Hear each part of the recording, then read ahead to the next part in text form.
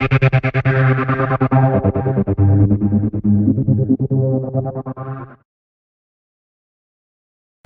up guys, and welcome back to Racing Games Central. Today we're going to be doing our usual news update. We're going to be doing this monthly now rather than weekly. Be a bit more in-depth. Probably going to run this video about 10 minutes long, and we're going to announce at the end the winner of the Project Cars giveaway, and that winner will be sent a message on Twitter asking them to send me their address. And I don't have Steam keys or anything like that. I've got a PC physical copy, an Xbox One physical copy, and a PS4 physical copy. So whoever it is that's won, I'll tell you at the end. You can have a choice of those. Anyway guys, so number 1, Formula 1 2015. Now, after me being on Twitter and very vocal on Twitter and Facebook to say to the Formula 1 team at Codemasters that, listen guys, I haven't had any news, nobody's had any news about this game since you announced it 2 months ago. You haven't given us any update on it, you haven't gave us a gameplay trailer or anything like that, and the game's supposed to be coming out on the 12th of June. Now, this was very worrying and very, to be honest with you, it was impossible that it was going to come out in June. There was no way. There was no gameplay trailer, there was no dev diaries or anything like that. So the likeliness of it coming out on the date they said originally it was going to come out was just not going to happen. So now it's been put back until the 10th of July in the UK, 7th of July in America, which is the usual 3-day gap, just because of regional release dates, etc. So we have seen a 19-second teaser trailer, and to be honest with you, it looks pretty good. The graphics look pretty damn good, especially with the I'll link it in the description, or I'll put a video here on the right or left hand side and you can see it as I'm talking. Not really a lot to go on, you know, there's a lot of things in there that I think are going to be cutscenes. I don't think they're going to be dynamic at all. I think they're just going to be cutscenes you see before a race, which is fine, no problem with that. At the end they did release some screenshots of podium celebration and things like that.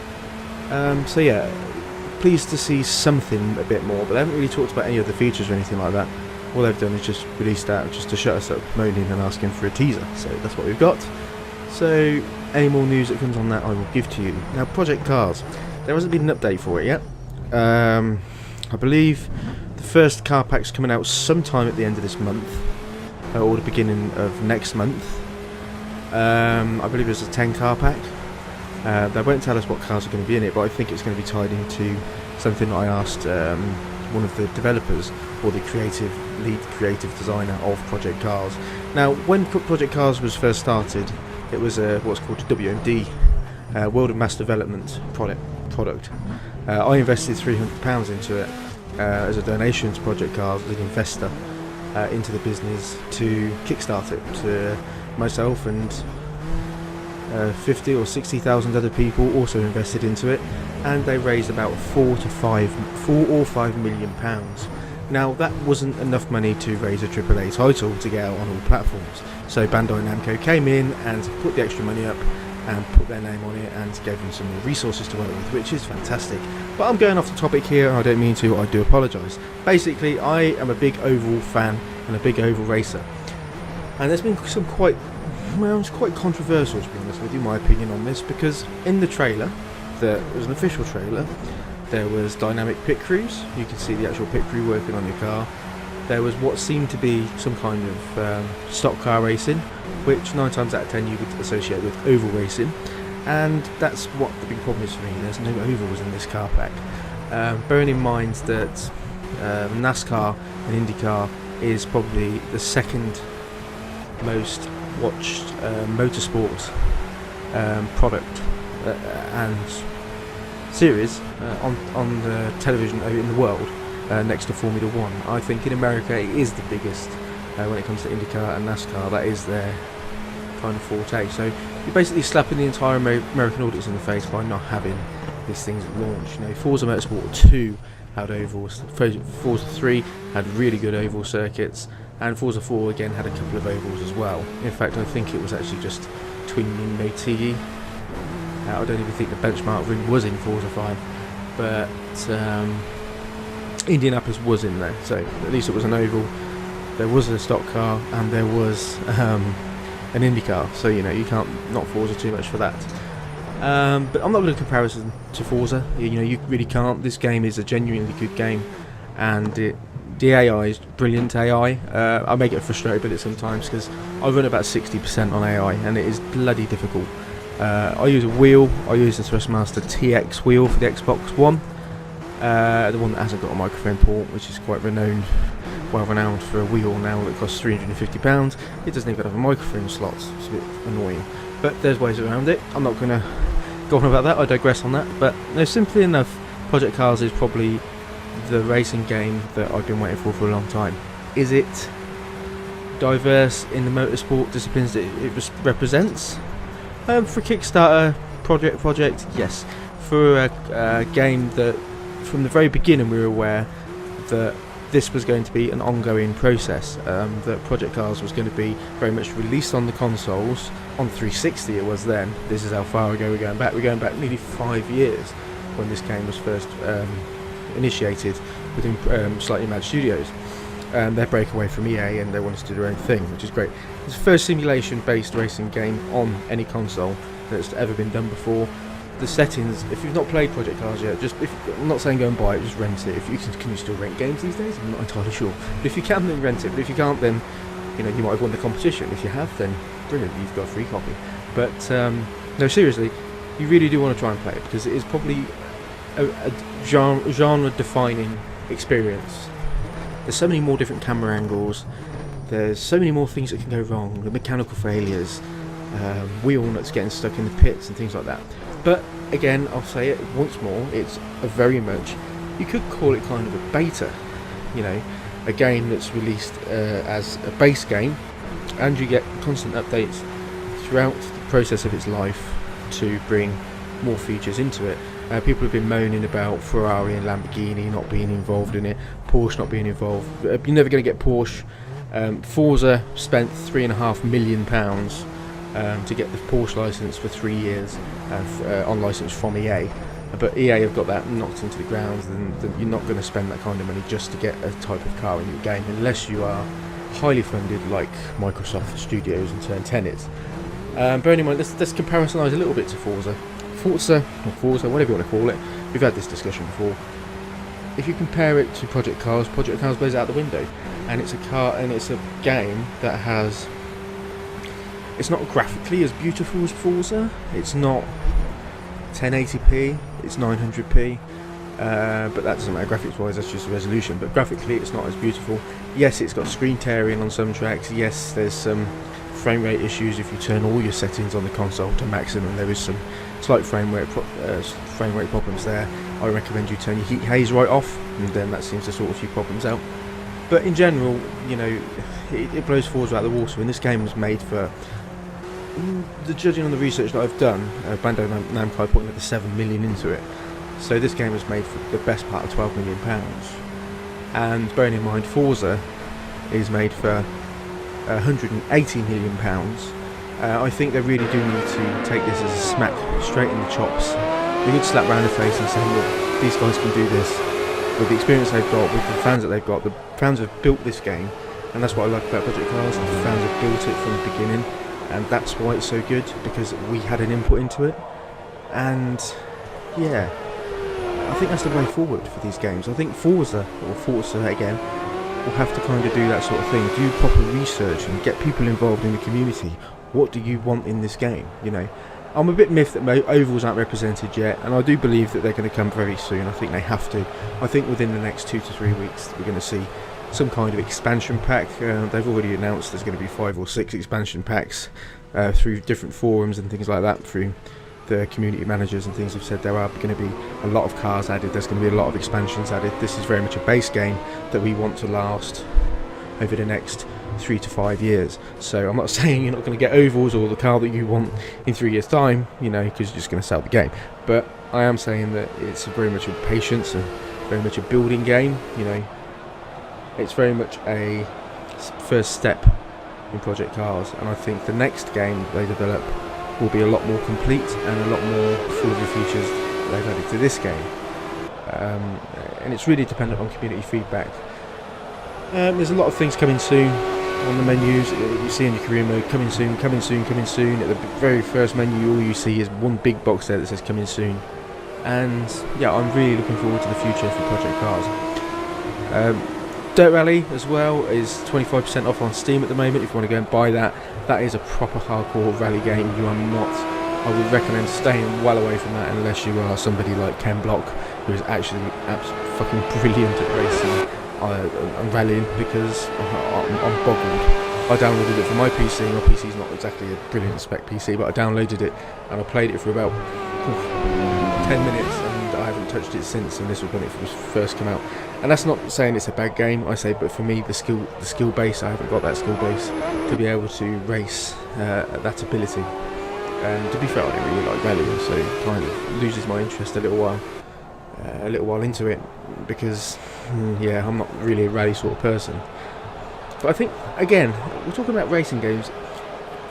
Going back to Formula 1 now, I think Formula 1's really launching at a really bad time. I think that Project Cars has got so much of the limelight at the moment. It's spent 3 weeks #1 in the UK charts. It's #1 in the US charts for the first week, possibly going into it as #1 in the second week as well. And already the game's made a lot of money.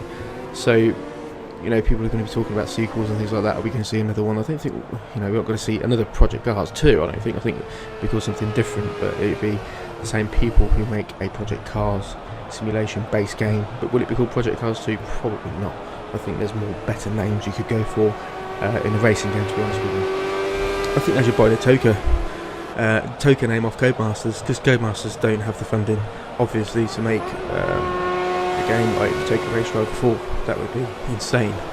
I think still my favourite all-round racing game of all time is Toka Race Driver 3, Toka Race Driver 2, maybe even as well, because you had so many tracks, so many different cars, so many different genres of representation there. You had rallying, you had those little midget cars, whatever they were, on the ovals, you had big oval tracks, you had Formula A, Formula B cars, Formula Rookie, monster trucks, lorries, Renault Clio Sports, you had touring cars, you had the BTCC, the British Touring Car Championship was in there, you had that really annoying Scottish race engineer in your ear roll all the time, saying that you were crap basically if you performed badly. And there was a little bit of a storyline to it as well, but it wasn't so much of a storyline as Grid 2. Grid 2 was pretty crap in my opinion. I think Grid 2 was very, very successful on an arcade racer for people like 3 to 12. I don't mean to generalise between age there, but I think for a young audience that Grid 2 was really good, because it was made basically a Need for Speed game where you just drift around all the corners, and that's not really what Grid was. Grid had that Simcade feel to it, but I think Simcade's on its way out. You know, I don't think that people who buy racing games these days necessarily want that arcade feeling.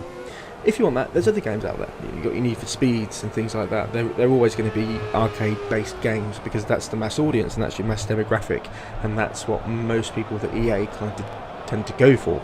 But when you play a company like Slightly Mad, who've worked on simulation racing games before, got that experience working through with EA on Need for Speed Shift 1 and Shift 2, again very much track-based racing games, then I think that the people at the top of the tree, like Forza, to an extent Codemasters could probably pop up there if they make the right game again and they put a lot of effort and a lot of resource into it, which unfortunately at the moment Codemasters is going through a tough time. They don't have the resource available at the moment because they've just shut down their branch in Southam, so a lot of people there have lost their jobs. But seriously, on a really important scale, I think it's important that Forza has competition with Project Cars, and Project Cars has competition with Forza, and not just Forza, I'm talking Drive Club as well. Drive Club is very simulation-ish. There's quite a lot of simulation elements to it, but they're very drifty still. The cars are still pretty drifty, and Drive Club is only kind of an online game, which again kind of sucks sometimes. You don't really want to go online all the time, to be honest with you. I don't, unless I'm actually proper. You know, Forza needs to implement this kind of league-based racing like Project Cars is implementing over the next few months. They said that you can create your own event for a certain cost. I don't know if it'll cost a lot of money or not, but you can create your own event advertise it on Twitter, post it to them, they'll retweet it, they'll help you advertise your league that you're going to start, and you've got that slot every week for however many months you want it, and you can do your entire season you plan out, and then you can go, okay, well, first track's Dubai, second track's Indianapolis, third track's, I don't know, Daytona Grand Prix track on Indy, then the blah blah blah blah. And you can set out everything you've got, so then people can tune their cars, people can make tuning setups for that car, for that track, and yeah, work out pit strategies and things like that to be implemented into a really successful league. I think the future is quite bright. I think that Project Cars has really given the opportunity to us to kick people like Forza and Turn 10 and Codemasters and basically any other racing game, Simcade kind of racer out there, that maybe simulation's the way forward. Because you can turn this side, you know, if you're a youngster and you don't really know about traction control and things like that, you don't want to turn everything off, you don't want to be a hardcore racer, sometimes you just want to have a laugh, but at the same time be competitive in your lap times, be competitive online, but still have some of your assists turned on. You know, personally, I always run my traction control, especially in the Formula A cars. I keep saying Formula 1, I do apologise. The Formula A cars. For me, the Formula B cars are much more grippy, a little bit slower, but much more grippy on the track. Just have your brake ducts closed all the way, and your traction control to 15%, and you pretty much find that the car sticks to the road like glue. Whether that's a glitch or not, I'm not sure, but I never spin out using that car with traction control turned off. Anyway, I'm digressing. I'm really sorry. This is like a 16-17 minute video. You've obviously seen some Project Cars gameplay in the background. You have seen maybe a couple of other videos in the background too. But just want to announce the winner, and the winner is question mark. So what you're going to do to find out what the winner is? Quite simple. Go onto my Twitter page. The link's in the description, and I've already tweeted up there who the winner is, and I've already messaged the person on the inbox, telling them who's won. So congratulations if you're watching this video, and yeah, pretty much guys, the future's good. I'll try and do some more videos if I can. I've been through some problems at the moment in life in general and stuff, and I've just been busy, and you know, it's just been a bit hard. So I promise to you that I will get regular content out there. All I would ask you to do is comment, like, favourite, subscribe, share, spam, do whatever you have to do. Let's get this video noticed. Let's get Forza people, let's get Turn 10 looking at this video and saying, you know what, these guys are right, these people are right, he's got a community around him, they've got a community around them in Project Cars, and really, let's just really push the point out there that we want better, and Project Cars is going to deliver that. Fingers crossed. Anyway guys, thanks very much for watching this very long video. I do apologise once again. Hope you all have a fantastic day, night, wherever you are in the world, and I shall see you in the next video. Bye! That was a terrible goodbye.